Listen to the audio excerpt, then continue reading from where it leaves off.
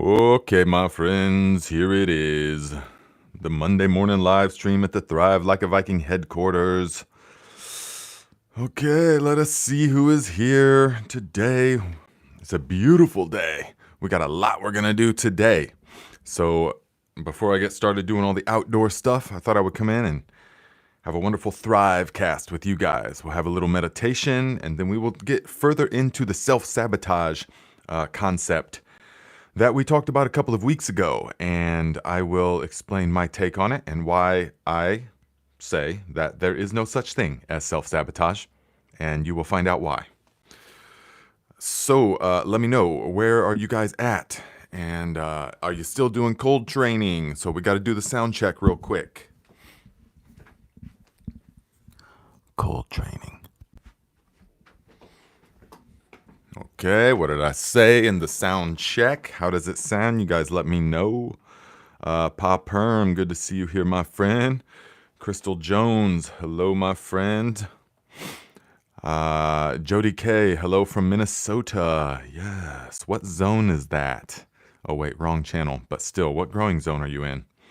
Muddy Paws, good morning, my friend. Good to see you. Brian A. Ree, good morning, Nate and Tribe from warm southwestern Kansas. Yes, it's warm here today as well. Good morning, Trish. Good to see you. Creative Soil, glad you're here. Says greetings, Tribe from Checotah, Oklahoma. Claire, good to see you. Kenny Green, I've got my hot tea Viking slurp perfected. This morning, yerba mate, fresh ginger, turmeric, raw, organic, unfiltered honey, and maple syrup. Oh my, yes, that's the brew right there, guys. If you're not yet on the yerba mate train, then you need to get on it, okay? Because it is way better than coffee, way better than even green or black tea, actually. Because even green and black tea, if I drink green tea or black tea, which are the same plant, just harvested at different times, if I drink that on an empty stomach, it gives me all kinds of upsetness, and it kind of makes me a little jittery because I'm now very sensitive to energies and things. But if I drink yerba mate, I never get that. I just feel grounded because it doesn't do the same thing. I can drink it on an empty stomach, no problem. And what I like to put with the mate, guys, so go to my Amazon storefront. Maybe I stopped putting the links in the description of these videos, but I should be. But they're in the garden channel description.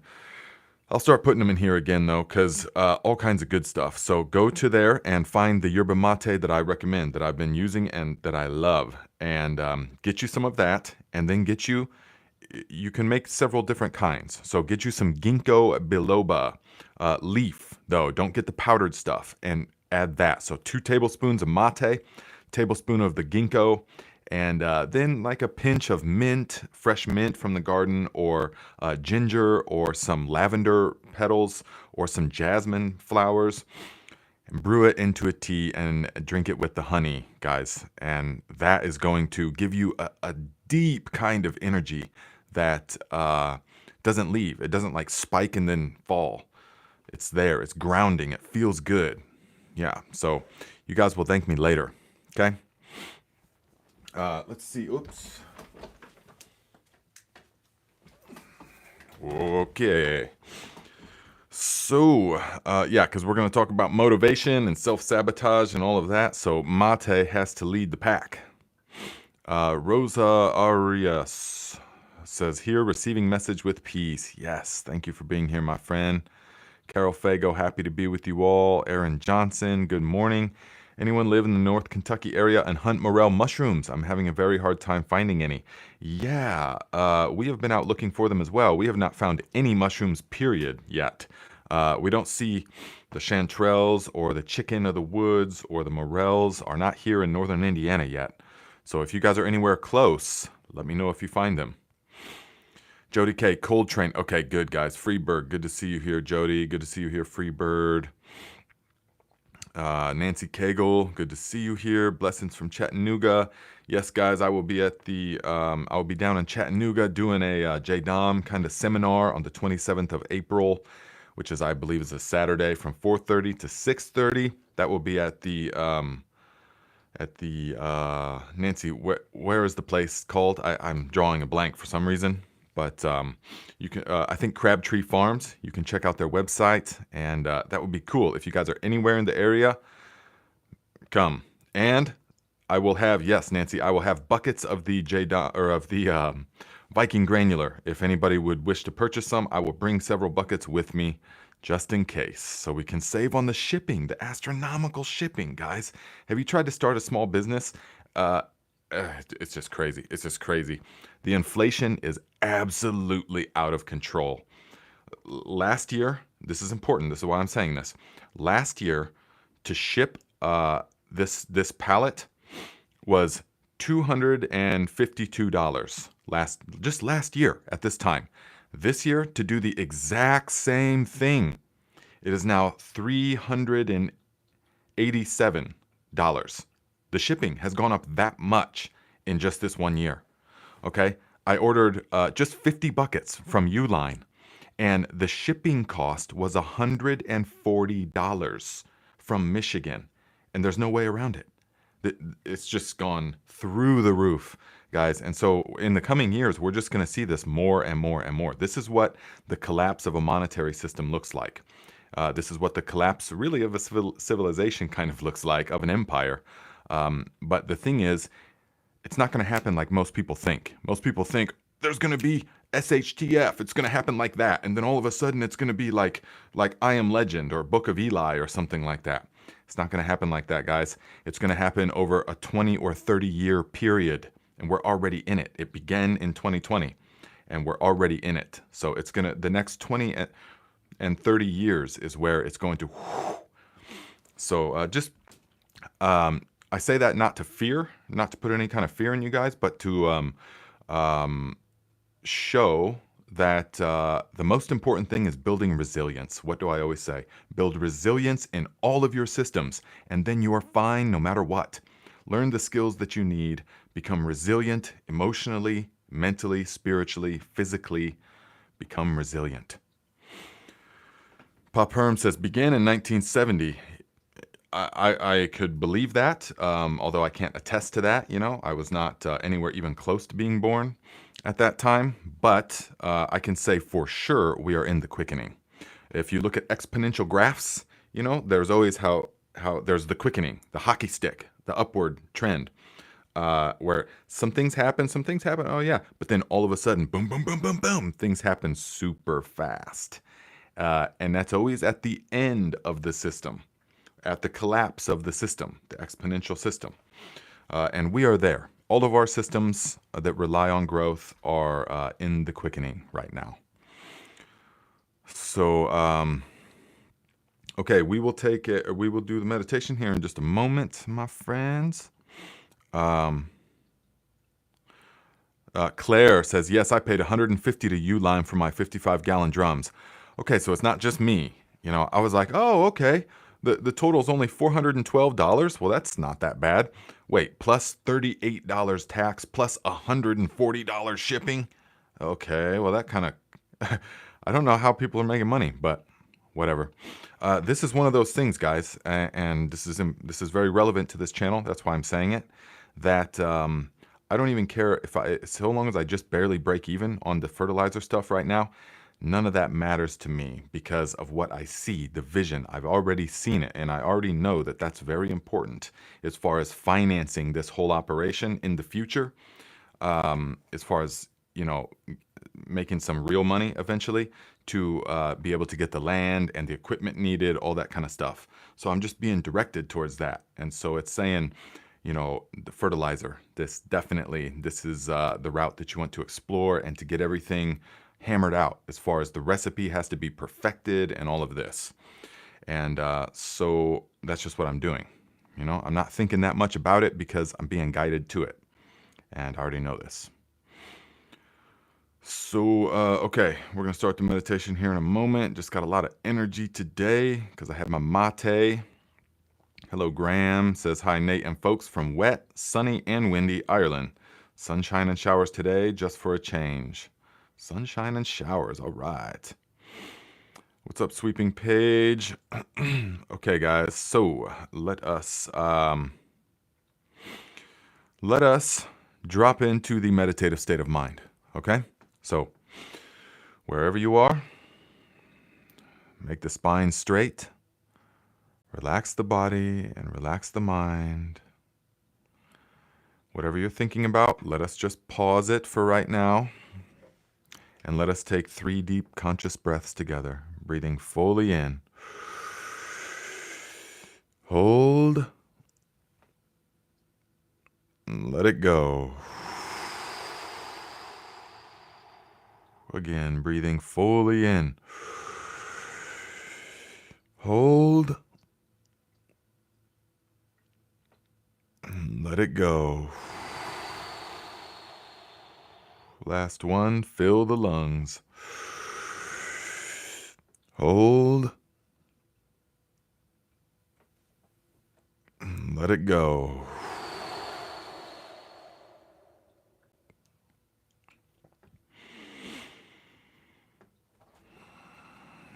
Now, allow the body to breathe naturally and normally. No need to breathe in any particular way.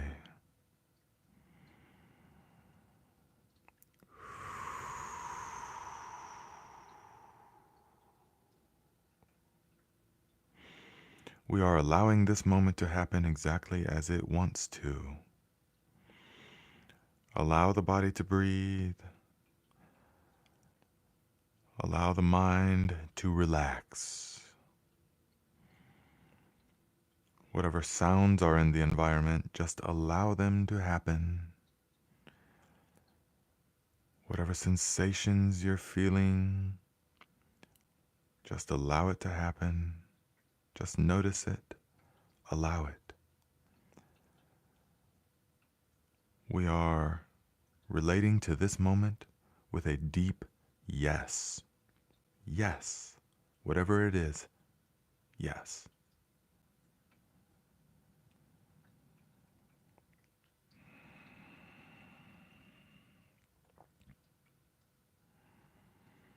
As you breathe in and out, gently rest your attention on the very subtle sensation of air as it flows past your nostrils and into the body, filling the lungs and then falling back out of the body.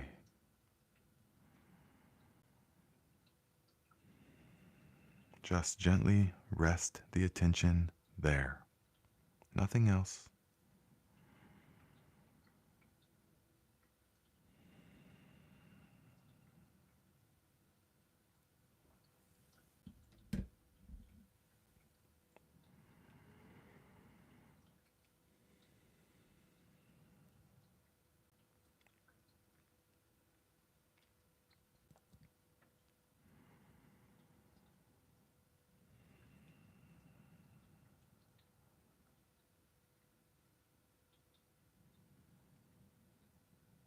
Now, many of you may find that when I stop talking for a moment, your mind has nothing to engage with. So it wants to wander away.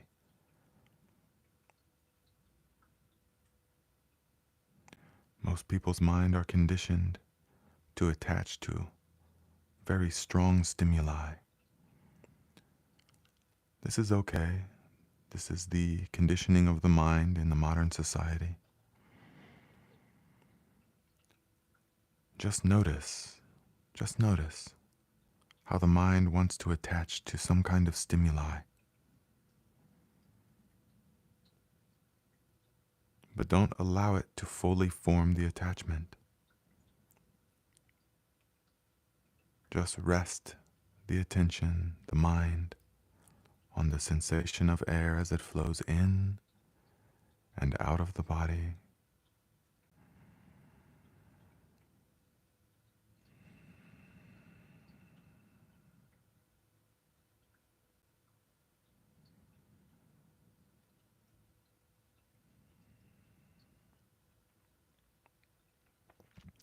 Most people are not even aware of the constant, non-stop inner dialogue that is happening inner monologue that is happening, the commentator in the head.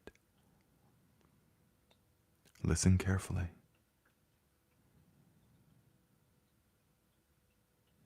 You must become aware of the commentator.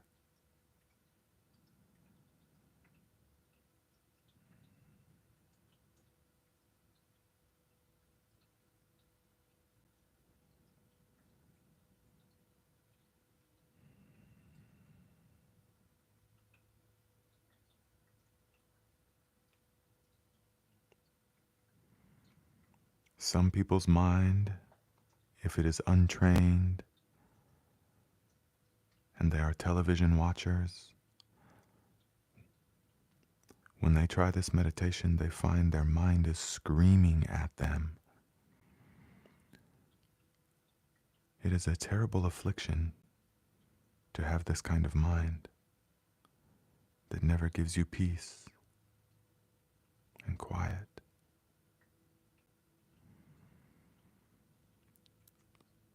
But to change this, all you must do is become aware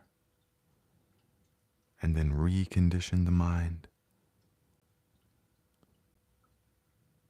So every time your mind wanders away to something, just notice it's wandered away and bring it back to the subtle sensation of air.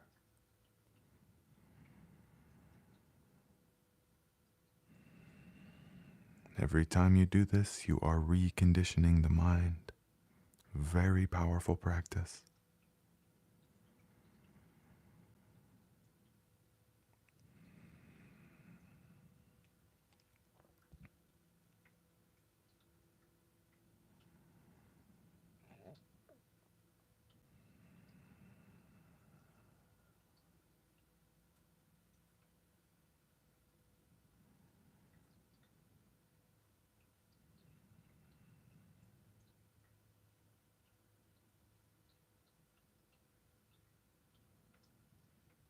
Some of you can go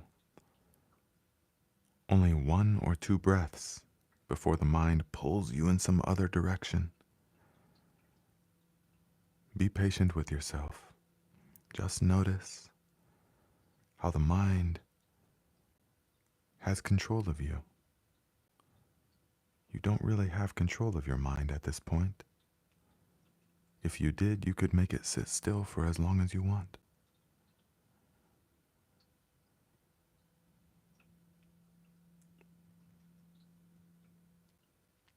Many of you that have been practicing for some time, you will find that your ability to remain present and singular of thought and awareness has increased dramatically.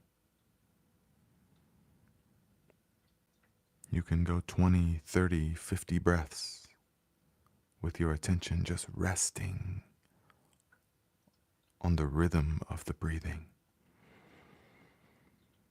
As the air flows into the body and out of the body, back into the body, out of the body. Feel the rhythm, feel the flow.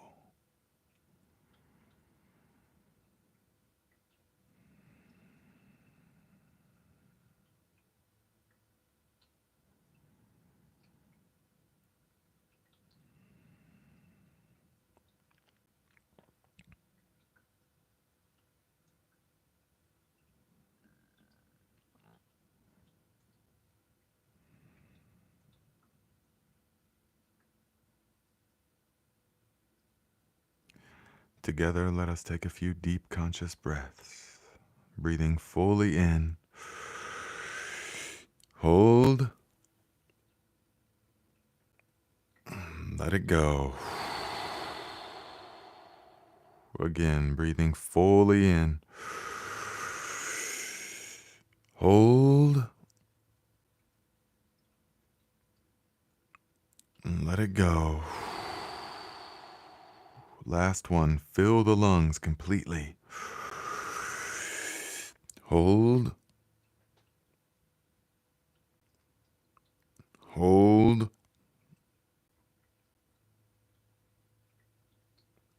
Let it go.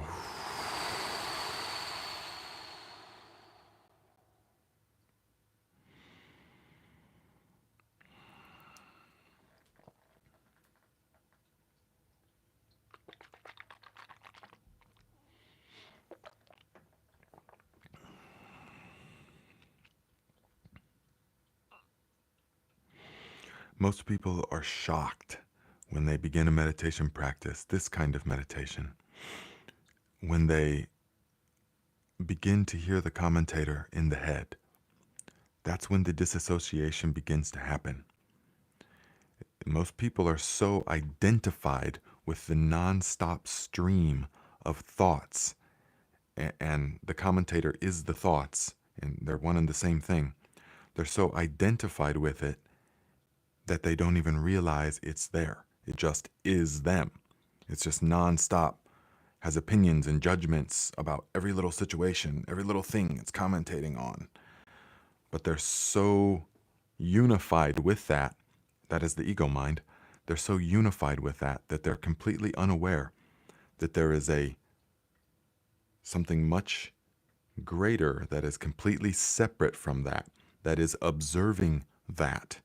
And that, the thinking mind, the thought process, the analytical mind, the voice in the head, all of that is just a tiny, tiny fraction of the totality of this experience and of what you are and of what you are not. So it all begins with the meditation. And we don't, over the years, I've refined the type of meditation to be just this. The breathing, so simple, so simple. All you have to do is recondition the mind and it begins to happen. We don't need to have big mantras and stuff. You can do mantra meditation, of course. I used to for many years. And image meditation on like a guru or a candle flame or on certain scents and things like that. All of that, yeah, it's helpful, definitely. But ultimately, anything that you're using just becomes a crutch, and it has to be left behind. Even the breathing has to be left behind, although it's always with you from birth to death. So you will always have that there.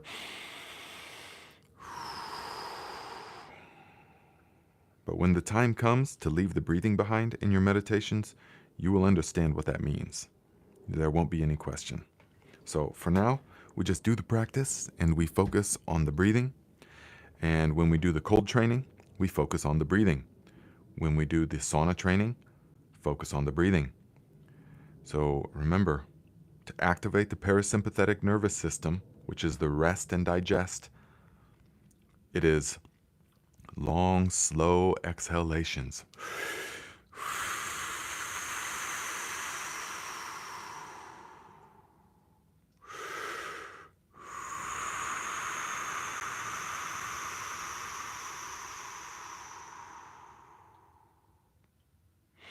This is the breathing that we want to activate the parasympathetic system.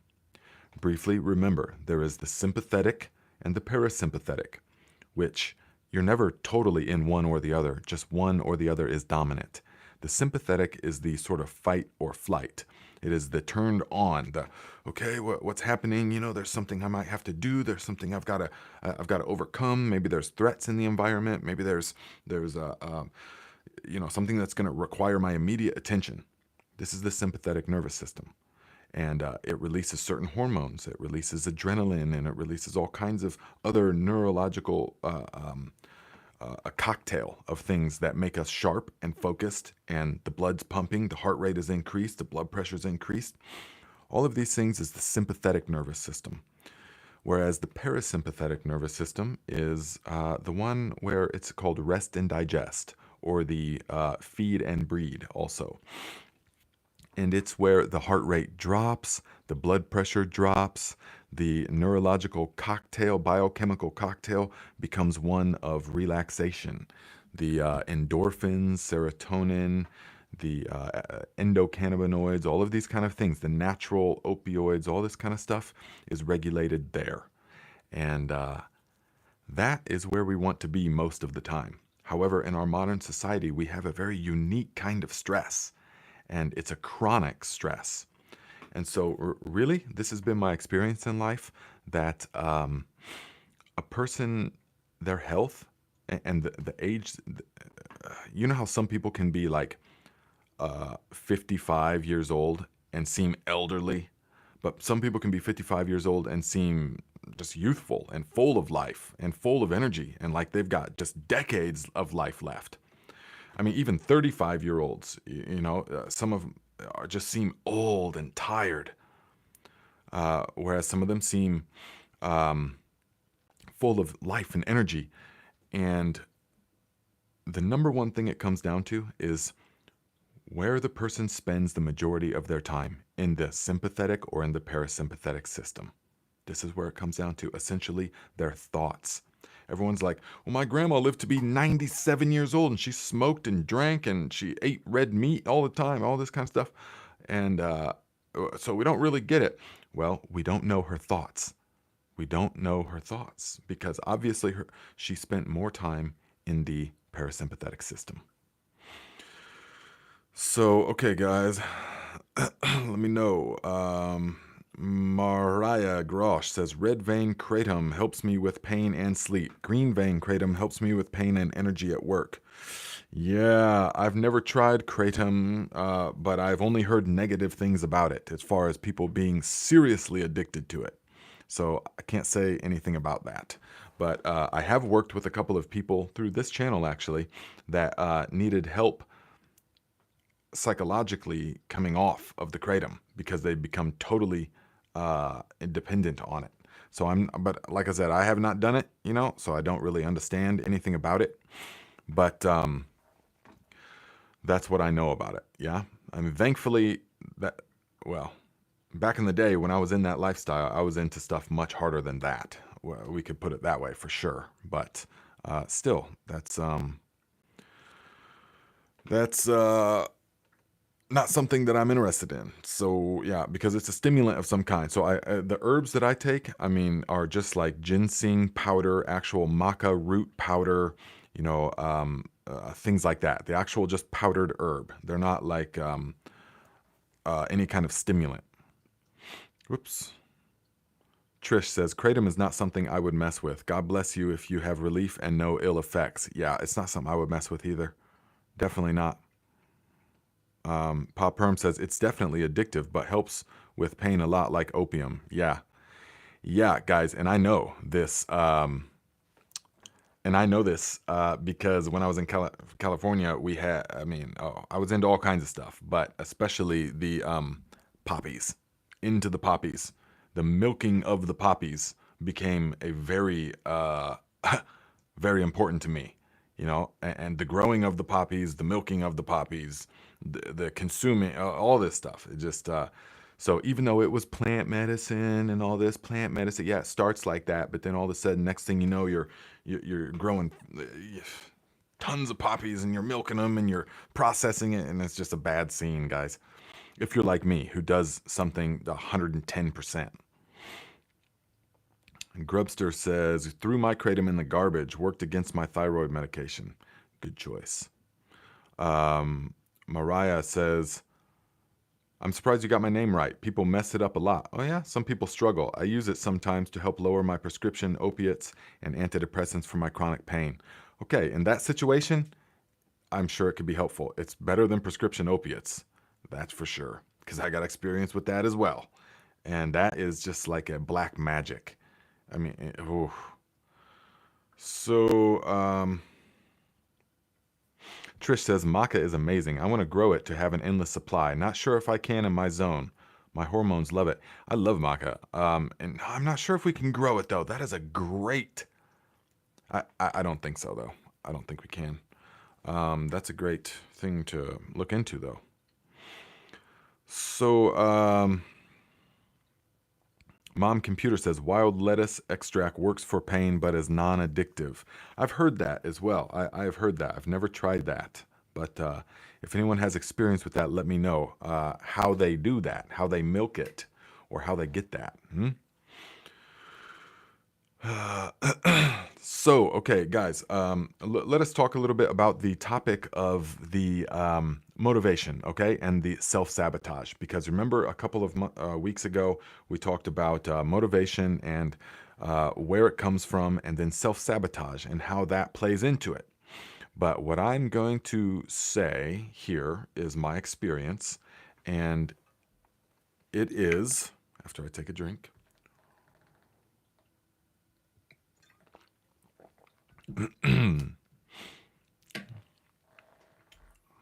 Oh, really? Mullen?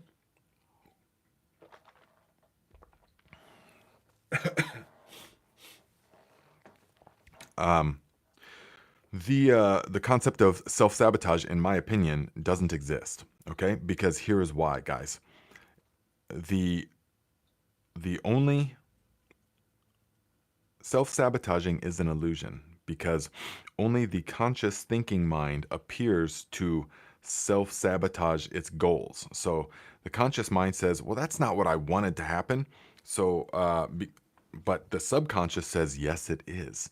This is very important to understand. You are always manifesting that which you believe to be true. You are always manifesting the uh, internal landscape, the law of confirmation. It is always working no matter what. So if you want to see the state of your subconscious belief patterns, look at the state of your life. Listen to that, guys. If you want to see, if you're like, well, that doesn't make any sense. That's not what I want. Is it, though? If you want to see what your subconscious belief patterns are, deep held ones, look at the state of your life. Examine your life. Meditate on it. Reflect upon the things that have happened in your life, the situations that you're in, your relationships with others. Use all of those as feedback mechanisms to understand where your subconscious beliefs lie. Because a lot of people think that, oh, well, I want to be, let's say, okay, I didn't have any that I was thought of though, okay, but let's say, because I hear this a lot from people, okay, let's say that you have the belief that, I want to have a good, strong relationship with my kids, okay, but deep down, you have this subconscious belief that your children don't respect you, okay? So you're going to do things that will self sabotage that. And you will say, oh, I always have this self sabotaging behavior. So when your kids invite you to something, okay, you'll show up drunk. Or when your kids invite you to something, or when you'll just blow it off, or you'll do something that will confirm your subconscious belief, which is that your kids don't respect you. And I'm using this example because I hear this a lot from you guys, or not from you exactly, but from, and so the conscious mind thinks I'm self sabotaging. Why? Why do I always blow it at the last moment? But the subconscious says, you're doing exactly what I'm telling you to do, as you always do, because that's how it works, the law of confirmation. And so you will be perplexed. So long as you don't understand how the subconscious mind works and how it works to rule your life, you will be perplexed. And there will seem like there is self sabotaging behavior instead of self actualizing behavior. But this is not the case. You are always manifesting your deepest held beliefs. And so, Graham says the ego mind destroys everything that's beneficial to them and craves for things that destroys. Yes, guys, the ego mind. How many of you know about the death drive? What is called the death drive in psychoanalytics? And it is the deepest held desire of many ego minds, or the ego mind, is to die, is to kill or be killed, for annihilation. Yes?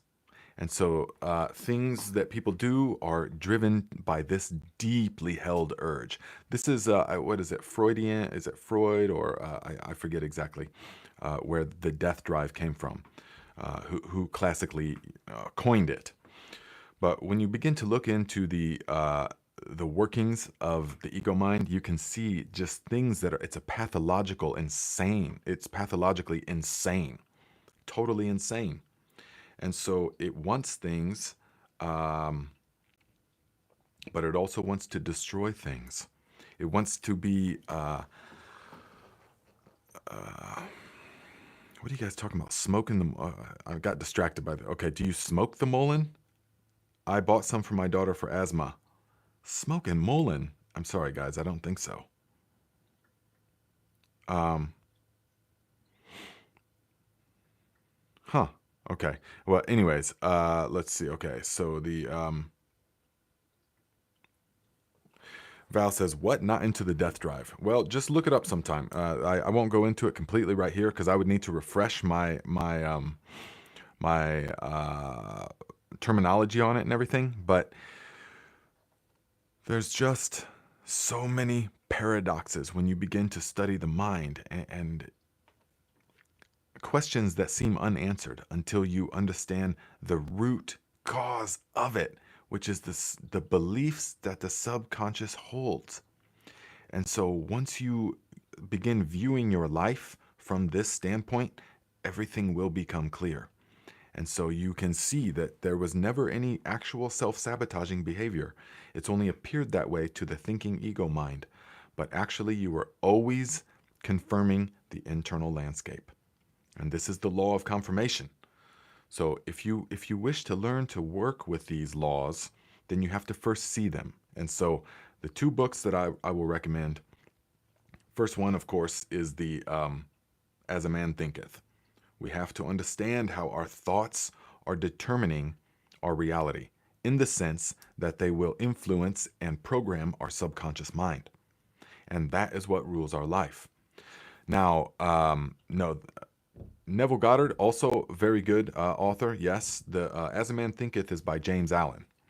But the next one, the one that the high octane one, when it comes about self-limiting beliefs and how to understand what beliefs you even hold. Most of you right now aren't even aware of the beliefs that you hold. And so the book that really began to open my mind to it years ago, The Biology of Belief, Bruce Lipton. Yes, any of Bruce's books are fantastic, but the OG one is The Biology of Belief. And so it's thin, it's not that big. I might have it somewhere close by, but you can begin to understand how our beliefs and our thoughts shape everything, even genetics. So many people say that, oh, well, I'm genetically predisposed to alcoholism, or I'm genetically predisposed to being morbidly obese, which that is not entirely true. Not, according to Bruce, not true at all. So your genes are a set of blueprints, a set of instructions, but your environment determines which of those genes is switched on and which is switched off. So you could have the alcoholic gene, but depending upon the environment, which your thoughts are the main environment, that will determine which of those genes is switched on and off. This also means with illness, things like cancers and things like I can't think of them right now, but many illnesses are switched on and off based upon the environment. So that's our physical environment. That's also our thought environment, which is most important because the thought environment creates the physical environment. And so, okay, look at you guys. Yes. Val says, I love the biology of belief. I'm going to send copies to my sis and nephew. Yes, definitely. Muddy Paws says, question, As a Man Thinketh is for women also? Absolutely 100%.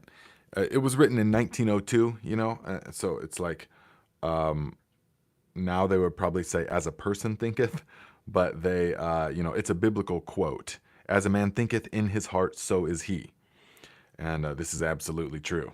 Absolutely true. That's another way to say, another way we could say that is whatever is your deepest held belief is what will manifest. Yes. Kenny Green, epigenetics. Fabrizio, yes, epigenetics, which means above genetics. So it is the keys that switch on genetics. And this is malleable even right now. Even I don't care how old you are. This is still totally malleable. The human being is a marvel of adaptation. It can flow and change and adapt. That is the superpower of the human being. Beyond anything else, the superpower of the human being is to adapt to its environment. Think about it. We are born and we don't have any natural defenses. We don't have like claws. We don't have thick skin. We don't have razor sharp fangs or teeth.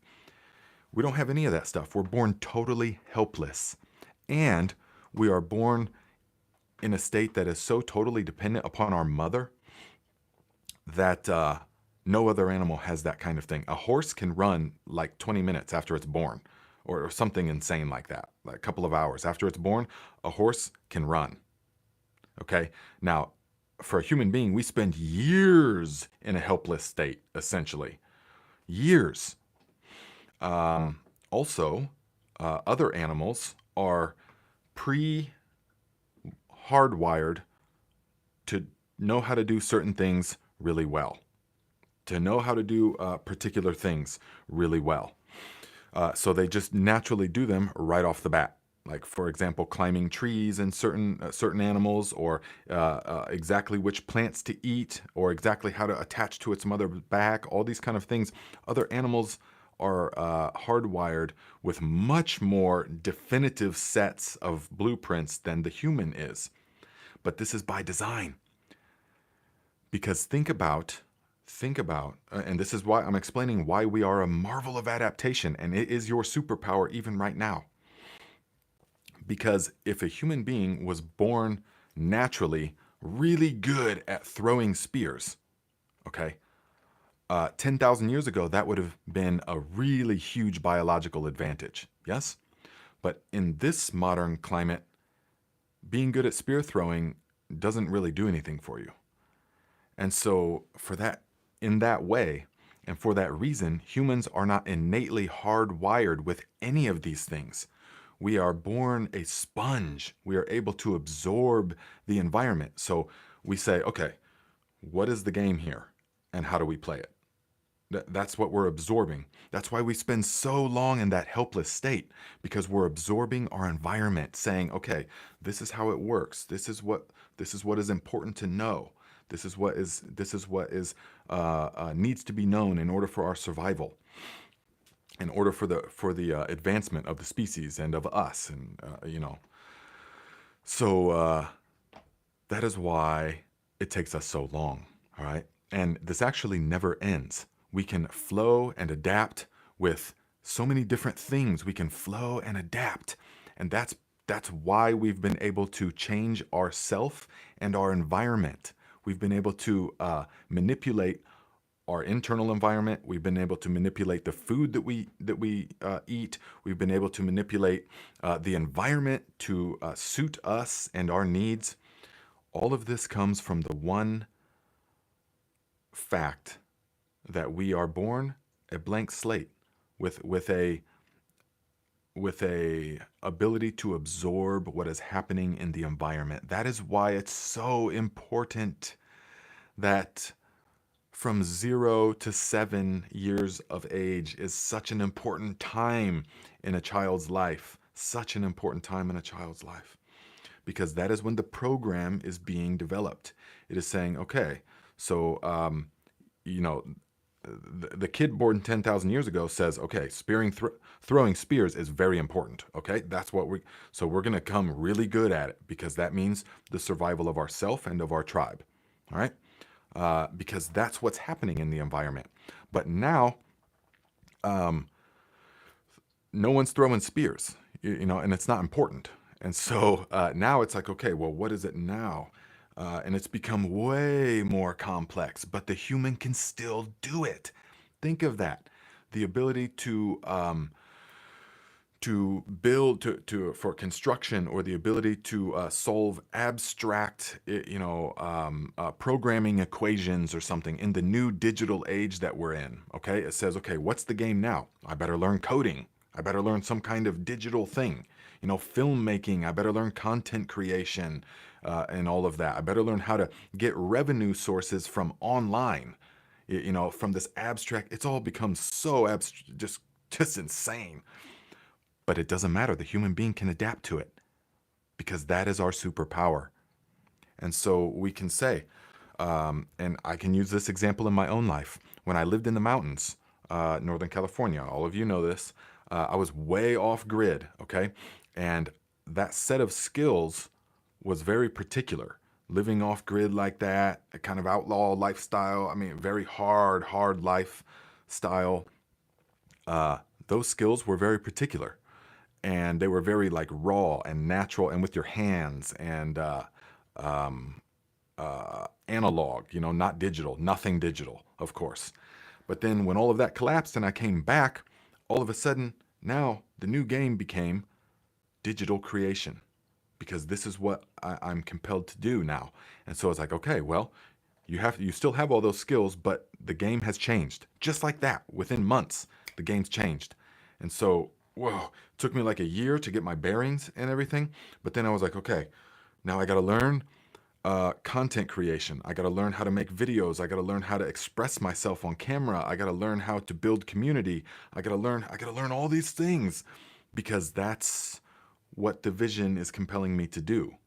And so it was very difficult at first, but then you just open up and you learn like a child, and you just repeat over and over and over. You just repeat. You make affirmations, you do meditations, you do the cold training and the breathing.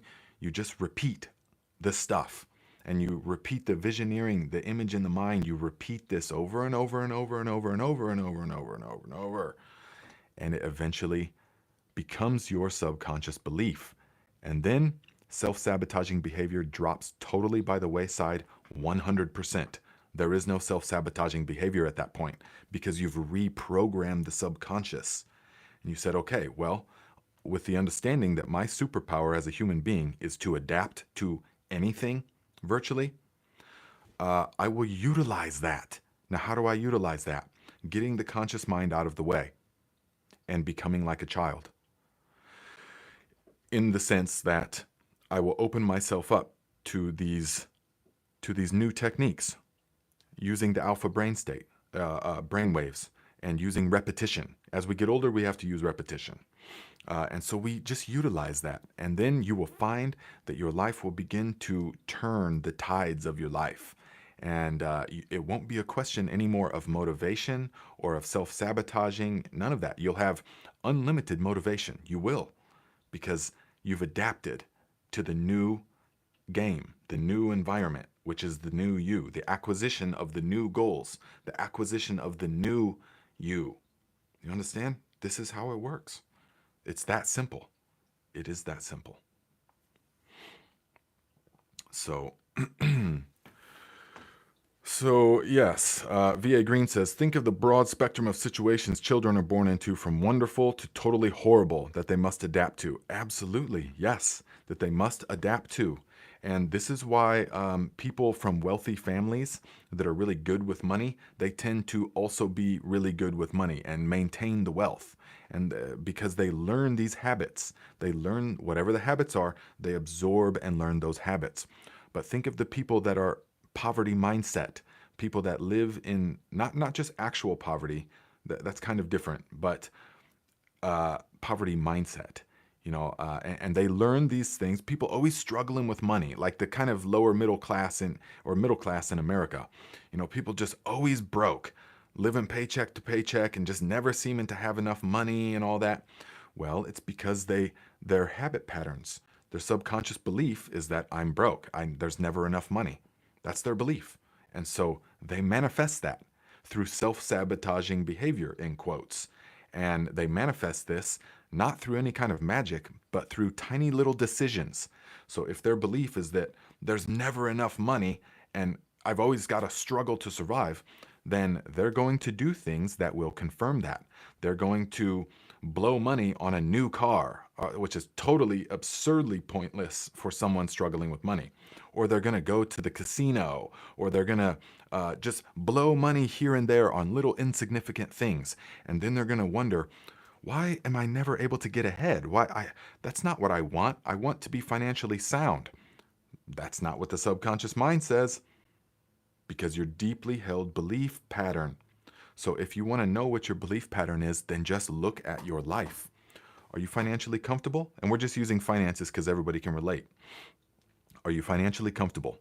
Do you feel like you're constantly struggling? Then these are clues. You have to go within and read yourself.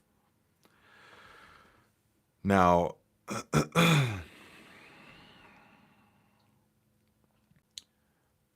you have to go within and read yourself. And that is how you will understand what the habit pattern is and the belief pattern.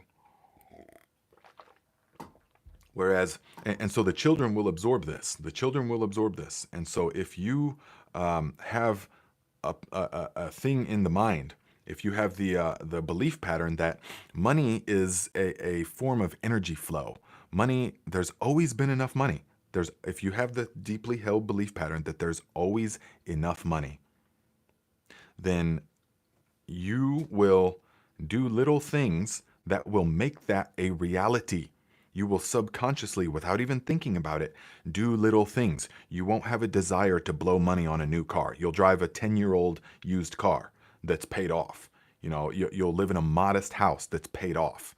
You will have modest desires just naturally because they're driven by this subconscious belief that I have enough. I've always had enough. Life is just fantastic. And life is actually very easy. Very easy. Life is a flow of energy. So if we have this belief, then that will manifest in our life beyond any doubt. And the children will pick up on this.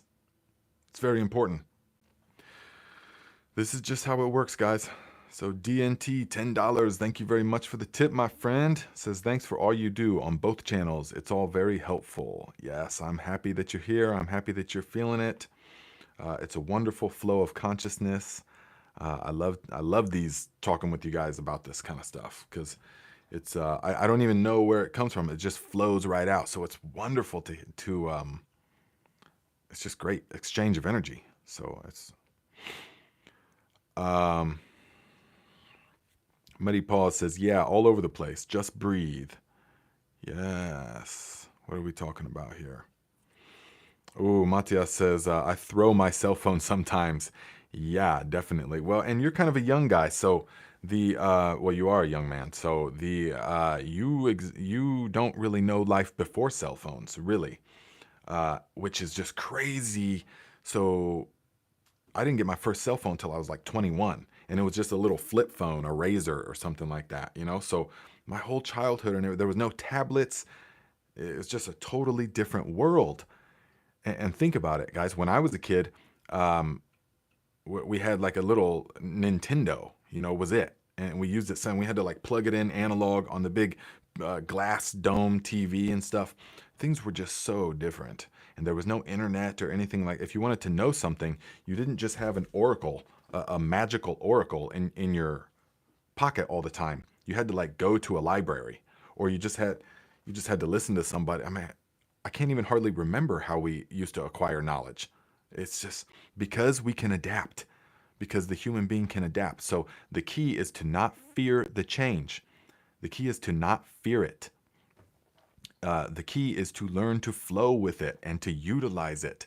So when I came back from the mountains, I was so sensitive to the big brother aspect of all this technology, and because of the nature of what I was doing there, made me very paranoid. But beyond that, when I came back, I just felt like, I was like, guys, we've got microphones all over the place. Literally, there's like 4 microphones around me right now. And we've carrying microphones and GPS locators in our pockets all the time. And they're keeping track of all of our search histories and all that. That used to really bother me. Until I learned, okay, well, that's the nature of the game at this point. You can either hobble yourself and your life by throwing the cell phone away, and not using any technology. Well, okay. But then you're hobbling yourself. You really are. Because there can be beautiful aspects of this technology. Even the algorithm. You can utilize the algorithm to your advantage by only searching things that are beneficial and in line with the new subconscious beliefs. And it will just show you more and more of the same things, of the how to optimize hormones, how to do breath work, how to training, all these kind of things. And the algorithm can be your friend in that way. And we can learn to use technology to make money, to and to have an incredible type of freedom that comes through using the technology to make the money. So I could go on and on about that, but see what I mean is we just don't fear it. We just adapt. We just realize that adaptation is the superpower of the human being. And it doesn't matter how old you are, it doesn't matter anything. You can use it to your advantage. Just learn what it is.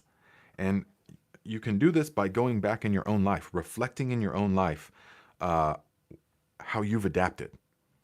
How many of you are in situations that 10 or 20 or 30 years ago you would have never wanted, but yet now you're in that situation and you're thriving and you're fine and everything is wonderful because you adapt. You can adapt. Yes. Yes. Yes, Kenny Green says a poverty mentality is depressive, negative, and creates fear. Absolutely. Depressive, negative, creates fear.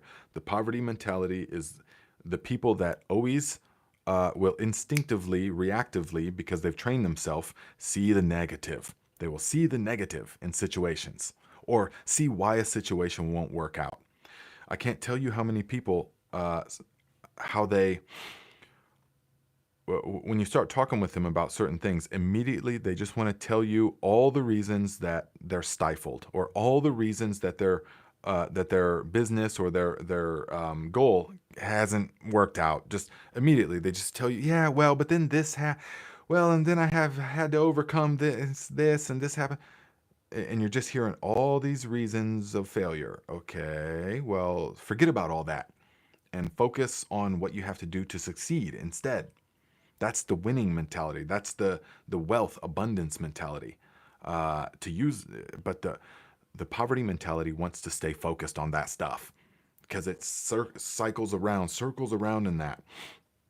And it's only because your subconscious belief is such. This is why. So if you want to change that stuff, it's very simple. You reprogram the subconscious mind, and then everything else will fall in line. Yes, Muddy Paws says, I thrive on solutions. Yes. Fabrizio says, try some bone broth, Claire. Oh, yes, definitely try bone broth. Okay. Claire says, it still bothers me, Nate, the tracking, but then I adapted and got a dark bag. I'm not sure I am sold on the positive nature of algorithms. I am on wait and see mode on that. Yeah, it's okay. Faraday bag. Definitely. I have several Faraday bags. Yes, because I just don't need the electromagnetic scrambling to happen all the time. And I have my Wi-Fi on a timer from 11 at night to 7 in the morning. It's off because that's when I sleep. I have everything on timers that go off at the night until it's necessary. And if it wasn't my profession, if I wasn't using social media to make money, and YouTube to make money, I wouldn't, then I would have to not be on it. Because Claire, to answer your question, when I'm talking about the algorithm, I'm not talking about the TikTok algorithm. I'm not talking about Instagram, but even Instagram can be used to your advantage big time. You just have to make it that way. I'm not talking about Facebook. Facebook is kind of a joke. But the thing is, so you have to realize, okay, you have to understand how true this can be. So look at your social media. If you want to talk about algorithms, just do this and say, okay, do I see a bunch of arguments and drama and upheaval and chaos and negative people? Do I see that online? Is my Facebook feed or my Instagram feed, or is it full of that kind of stuff? That's because you are bringing that about. It is not necessarily the algorithm feeding that to you because that's what it wants necessarily. Because my social media feeds are nothing but positive stuff. I'm learning constantly. All the Instagram people I follow have some kind of value that they are adding to my life. I don't even do TikTok, and all of the Facebook, I don't really do anything on Facebook except I have a couple of groups that I'm a part of. And if there's drama in the group, I don't even care. I don't comment on any of that. I don't click on any of it. I don't engage with any of that nonsense.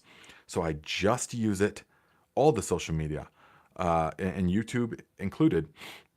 I have several different YouTube channels and accounts.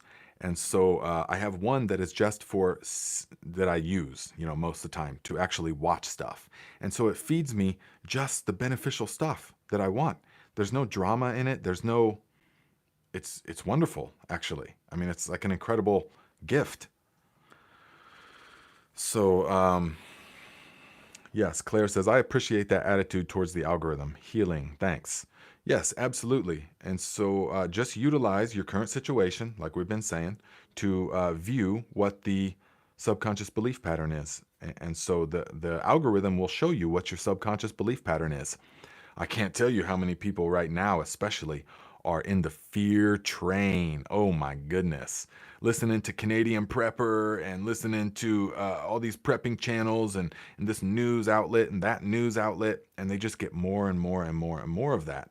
And they think that the world is going to implode. They think we're on the brink of civil war and all this. No, we're not. No, we're not, guys. That's not going to happen. I'm here to tell you that. That's been implanted in the mind.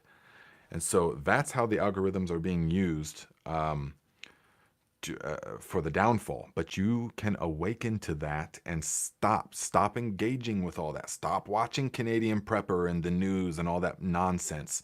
And instead, totally redirect. Cut it off. Start a new account.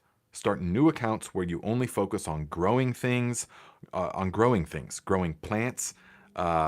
Follow Garden Like a Viking in your new account, definitely.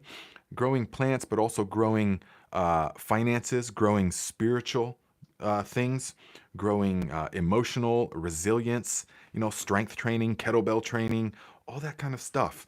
Just focus on that. And that's what the algorithm will feed you. And if you see anything with drama, you don't engage. You don't engage with it. So it is that simple, guys. It is. Kenny Green says, I've got over 6,800 followers on Instagram, almost zero comments and feedback. Instagram posts what they want, not what you want. Oh, definitely. Yeah. I mean, they definitely will only feed you. I mean, yeah, I've got 110,000 on Instagram. And, I'll make certain videos that are really, beneficial, and it'll get like 500 likes. I got 100,000 people on there, but none of that bothers me. So posting is one thing. There's tactics about all that, but I'm talking about receiving what you receive and digest. That's what I'm talking about. So, Freebird says, your teachings have brought me peace and light. Knowing we have all the power over our lives is priceless. Thank you, my friend. It is priceless. I mean, beyond. Yeah, absolutely. Another way we could say that is the peace of God that surpasses all understanding. Okay, my friends. So, let's see here. Oh, yeah, I know. Okay. All right, guys. Well, this has been really good. Talking with you guys. So thank you very much. Graham, yes, energy flows where attention goes. Definitely. Remember that. Energy flows where attention goes. That is so simply, succinctly put that if you digest that and implement that in your life, that's it. Game over. Okay? Energy flows where attention goes. So take back your attention and learn the subconscious mind. Research only things about that. Put your attention only towards the betterment.